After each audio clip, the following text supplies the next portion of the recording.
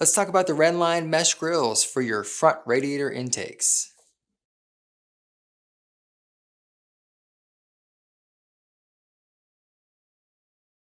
So when I bought the car, the front intakes, kind of worn, they're sort of grayed out a little bit. And I'd always heard about cleaning out your radiator.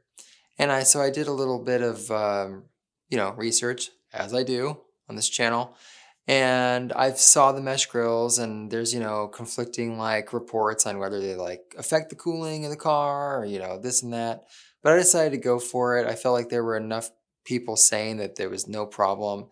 I felt like the benefit of blocking leaves from entering and then blocking the cooling, which is kind of the same difference in my opinion, was well worth it. So full disclosure, they're pricey, no doubt about it. But I also felt like it was a one and done purchase. I mean, maybe if enough rocks hit it, you know, you'd have to replace it, but I feel like you could just paint it. So it wouldn't be an issue. So I decided to pick it up and basically I knew I wanted to get in there to clean the radiator. So I went to my friend Kurt's house. Once again, Kurt did most of the work. This was kind of early on. It was probably our second project on the Boxster. I'm not showing you the whole video of that whole process. I don't want to go through the process of taking the bumper off and everything again.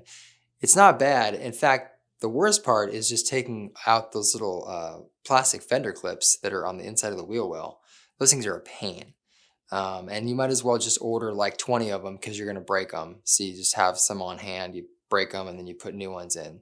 It's kind of, I think they're kind of like a disposable item. The way to install these grills is you do have to remove the bumper, and that entails, taking the marker lights off.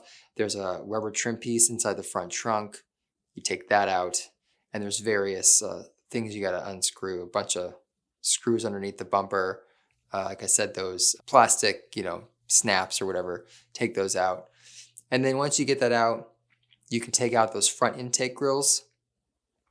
And I recommend, if you're going to take them out, depending on what car you have, I imagine they all would look good in black, quite frankly. Mine may have been black originally. Kurt thinks they were, but they were just so worn out. But he has this paint that he loves to use on vehicles. I'll put a shot of it here, and it is a great looking paint. It's got this great matte finish to it. So I took his suggestion and he went ahead and painted those for me, and you can see that here. And then the grills attach really easily. Follow the instructions. There's just, I think, 4 self-tapping screws. You just want to make sure they're in the right position. And you put those in and then reinstall the intakes. Obviously, when your bumper's out and you're doing this project, go ahead and clean your radiators. And Porsche Club of America has a great video on cleaning out the radiators. So I recommend checking out their YouTube, and maybe you can just search on their YouTube channel, radiator. It'll probably come right up. So, and there's other ones out there too. But yeah, getting all the leaves and stuff out of there, which of course is what we did as well. Vacuuming, and you can actually pull the radiator out so you can get the stuff that's behind it. And that's always a good thing. But now with the grills in there, I feel like in good shape. I haven't noticed any engine temperature issues. In fact, today, funny enough, I learned about how to check the radiator fans to see if they're working correctly. Because I guess sometimes one can go out, you don't notice it since they're independent. And the method I was told, anyways, was if you are parked and you turn on your air conditioning, those fans will kick on automatically. Go to the front of the car, stick your hand under there, and you can just feel it blowing. And it seemed all to be working properly. So my temperature, I haven't noticed any issue, even at slow speeds. Now, I have not put this through the paces of summertime yet. So I can't tell you in like the super heat of summer how it's going to go. Now, I live in Pacific Northwest, so yeah, we have a few weeks of hot, 90s, but nothing too crazy, and there's not really a lot of humidity. So we'll see, but yeah, I love these things. As you can see from these images, they look great. Even if you don't get the Redline grills, just repainting the intakes is a great refresh for the vehicle. So I highly recommend that. Pelican Parts is where I got the grills.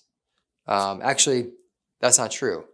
I think it was Redline, which I believe is actually the same company as Pelican Parts, just a different division. But you have to go in there, type in the grill, and then you can type in 986, and it should still be available. I saw someone that said that they weren't available, but then I actually bought some for as a Christmas present to my buddy Kurt, since he's done so much work to this car for me. He more than well earned. That's interesting. He's more than earned those puppies, even though they're fairly expensive. But yeah, I highly recommend checking it out if you want to be able to keep those radiators from getting all that debris in there. So yeah, let me know in the comments if you've used them and if you have any other suggestions about them.